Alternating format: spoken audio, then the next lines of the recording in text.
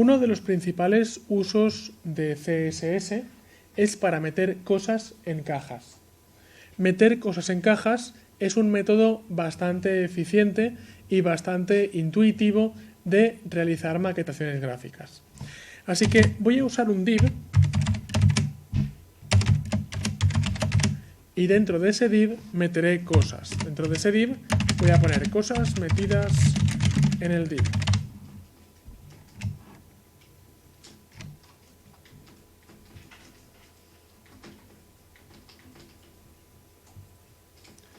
Y lo que vamos a hacer ahora es enlazar el div con el CSS. Por eso, dentro del div voy a poner un ID llamado caja.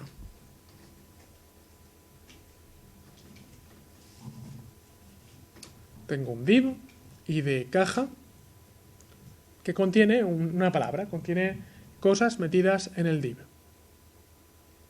Pues ahora vamos a ver qué propiedades tienen las cajas, que juegan un papel muy importante dentro de CSS. Ahora, dentro del CSS, lo primero que tengo que hacer es seleccionar todo aquello que tenga ID caja. ¿Cómo se seleccionan en CSS los IDs? Muy sencillo, con una almohadilla. Almohadilla, caja. Voy a borrar este CSS. Y tengo almohadilla, caja. Almohadilla en CSS equivale a ID. Llaves. Y voy a empezar con una propiedad muy común en las cajas en CSS llamada border. El borde es de un píxel. Si ahora recargo, observaré que tengo un borde de un píxel, pero no lo veo. Así que voy a decir un píxel sólido negro. Y si nos fijamos en la pantalla, después de haber puesto ese CSS, después de haber puesto el selector de ID de caja y decirle borde es igual a un píxel sólido negro, tendré en el navegador que el div queda recuadrado con un borde de un píxel sólido y negro. Si yo cambio el grosor en píxeles, 5 píxeles, cambiará el grosor de la línea. Ahora no tiene un píxel, ahora tiene 5. Si yo cambio el estilo de la línea, en lugar de solid, voy a decirle dotted, en inglés punteado, y observaré cómo la línea aparece punteada. Cambio el estilo de la línea.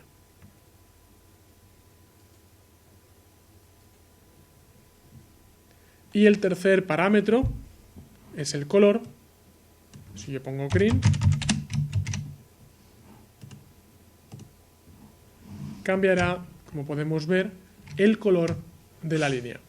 Los 3 más usados o los 4 más usados son solid para líneas sólidas, dotted para líneas punteadas, dashed para líneas discontinuas, esto es dashed, y double, que no es compatible con algunos navegadores, para líneas dobles. Double, como podemos comprobar en la pantalla, para crear líneas dobles.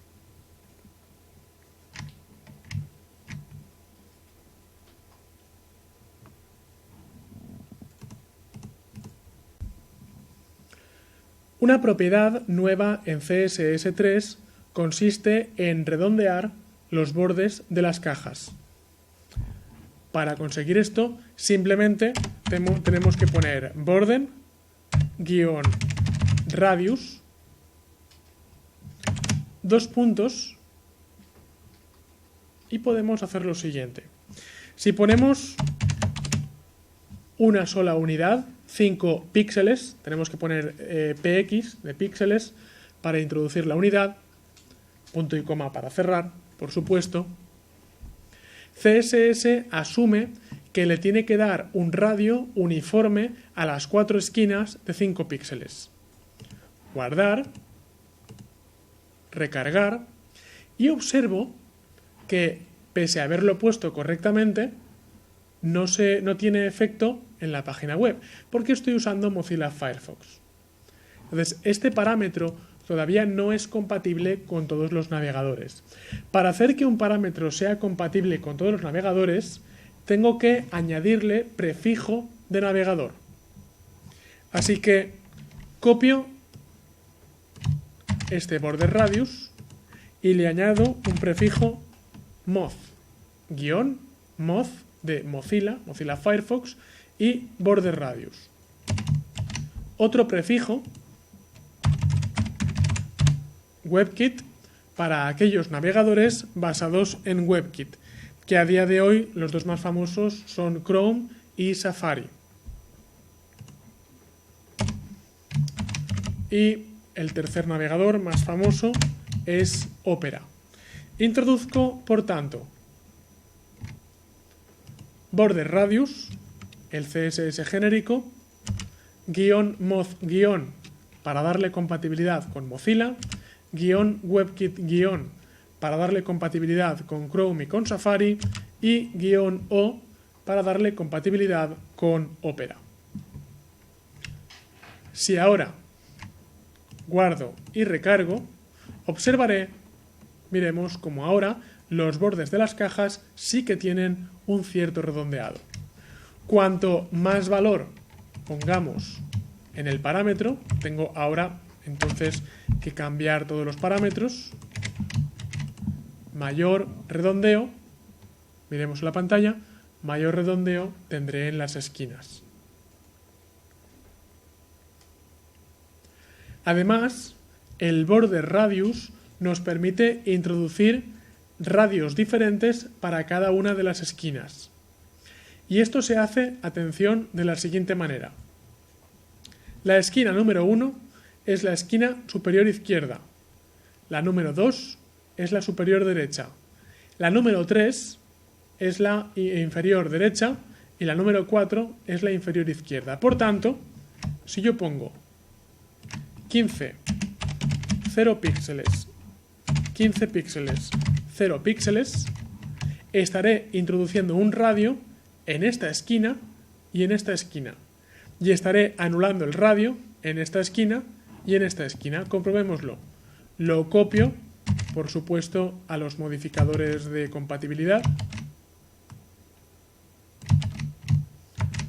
Lo salvo, lo recargo y observo como tengo un radio en esta esquina, porque es la número 1, de 15 píxeles, 0 radio en esta esquina, número 0, 15 píxeles de radio en esta esquina, que es la número 3, y 0 píxeles de radio en esta esquina, que es la número 4.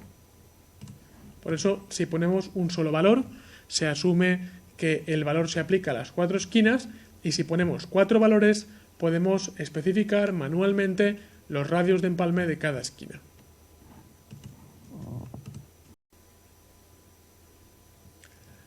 Para clarificar, en CSS podemos añadir comentarios. La estructura de un comentario en CSS es barra asterisco para empezar el comentario, asterisco barra para finalizar el comentario. Todo lo que introduzcamos dentro de estas dos etiquetas será considerado como un comentario. Por tanto, puedo poner ahora compatibilidad con Firefox. Y de esa manera recuerdo que esta línea la puse para añadir compatibilidad con este navegador. Puedo copiar esta línea y pegarla aquí y pegarla aquí. Compatibilidad con Chrome y compatibilidad con Opera. No es necesario que los comentarios acaben en punto y coma, ya que los comentarios no son comandos.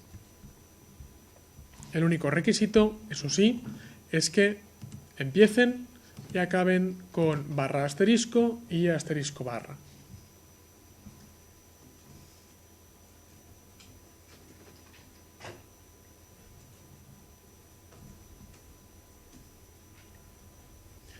Como los comentarios nos sirven para introducir texto que no será considerado, podemos desactivar ciertas cosas del CSS comentándolas. Si yo quiero desactivar ese border, lo que hago es comentarlo y de esa manera queda desactivado y de esa manera pierdo el borde. No es que lo haya perdido realmente, es que como está comentado, deja de tener efectividad. Cuando quiera recuperarlo, elimino las marcas de comentario, guardo, recargo y vuelvo a tener el borde en la pantalla. Por eso los comentarios pueden usarse tanto como necesitemos para marcar y para escribir y para clarificar el código que estamos escribiendo.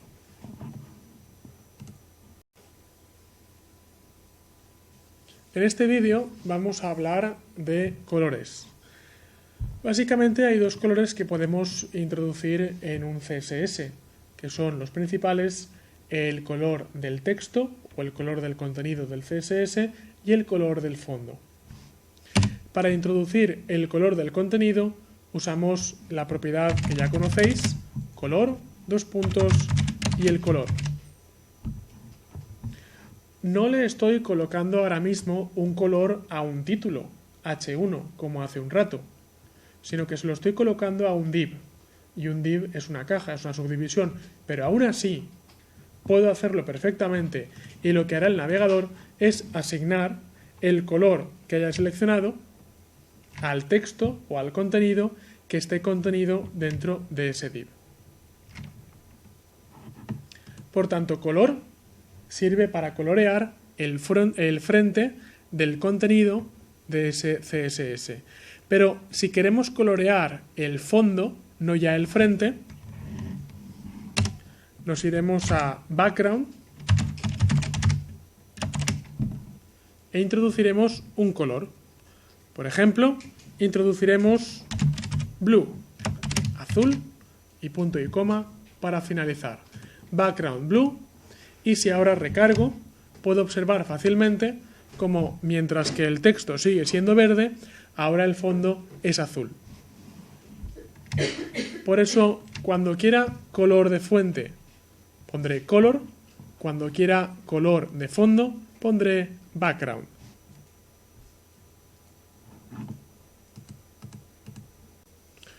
Un CSS también puede contener un fondo que consista en una imagen y no en un color sólido. Por eso, si yo selecciono una imagen, por ejemplo, una imagen de las que usábamos en ejercicios anteriores, voy a seleccionar esta, la de espiral, y la pego para que la pueda encontrar en tipos, tipo.html. Voy a copiar el nombre del archivo, renombrar, copiar. Y puedo indicar que el fondo sea una imagen y no un color sólido de la siguiente manera: URL y entre paréntesis la ruta al archivo. Si yo pongo URL y entre paréntesis la ruta al archivo, y ahora visualizo en la página web, observaré como el fondo es la imagen que he seleccionado. El fondo ahora es esa imagen de tonos verdes. No se ve mucho, evidentemente, porque, vamos a ver, no se ve mucho porque de esta imagen solo estoy viendo esta esquina de arriba. Pero si hiciera un div más grande, evidentemente vería toda la imagen. Por tanto, para poner una imagen, importante, primero debemos copiar la imagen que queramos poner cerca de donde esté el archivo HTML, pero debemos poner URL y entre paréntesis la ruta y el nombre al archivo de imagen que queremos usar como fondo del div.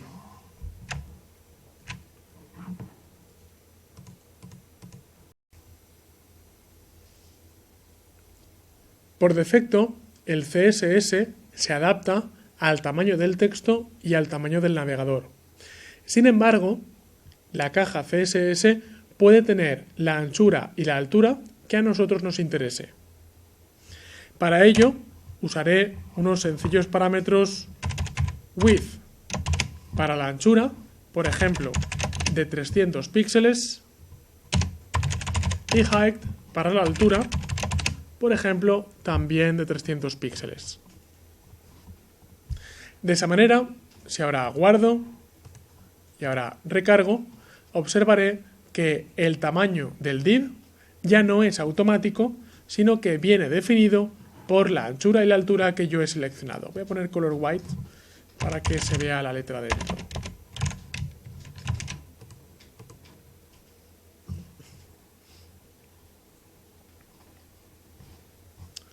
Lo que he hecho es introducir los parámetros de width y height para definir la anchura y la altura de la caja. Y un par de parámetros más que son margin y padding. El margin nos marca el margen exterior, mientras que el padding nos permite definir el margen interior. El padding es el margen que existe entre el borde y el contenido. Como podemos ver, el contenido ahora mismo está bastante pegado al borde. Si yo quiero poner un margen interior mayor, voy a poner un parámetro llamado padding, por ejemplo, de 20 píxeles. Padding, 20 píxeles. Si guardo y recargo, observaré como ahora existe un margen de 20 píxeles entre el contenido y el borde. Por tanto, padding para hacer un margen entre el borde de la caja y el propio contenido de la caja. Pero si quiero tener un margen entre el objeto y los objetos que lo rodean, tengo que usar el parámetro margin, margen. Margen, por ejemplo, de 30 píxeles, separará la caja del resto de elementos. Por eso padding es un margen interior, mientras que margin es un margen exterior. Por último, un truco, y aunque es un truco, se usa muy comúnmente, y es que cuando quiero centrar un div, pongo que el margin sea automático. Margin auto se usa para centrar objetos en el navegador. Y dado que las webs que usamos suelen estar centradas en el navegador, evidentemente poner margin auto, aunque es un truco, se usa prácticamente en cualquier web que hagamos. Simplemente ponemos margin auto y tenemos que recordar que cada cosa que pongamos en CSS tiene que ir finalizada con un punto y coma.